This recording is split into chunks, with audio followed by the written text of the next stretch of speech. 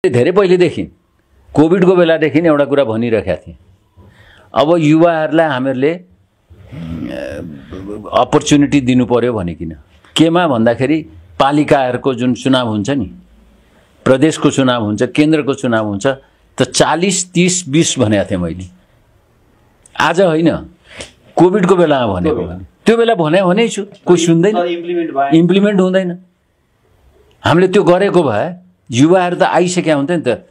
40% तल गाउँपालिका, नगरपालिका या महानगरपालिकामा हामीले दिएको भए युवाहरूलाई छैनन् भने भन्दिनँ, 20-25% त होला, 40% या 50% दियो पनि हुन्थ्यो नि त, हैन?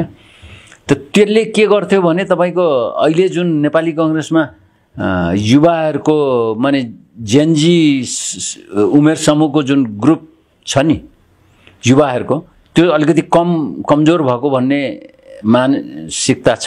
त्यो बेटर हुन्थ्यो नि त। नेपाली कांग्रेसले केही गरेन, हामीलाई दिएन भन्ने पनि हुँदैन थियो।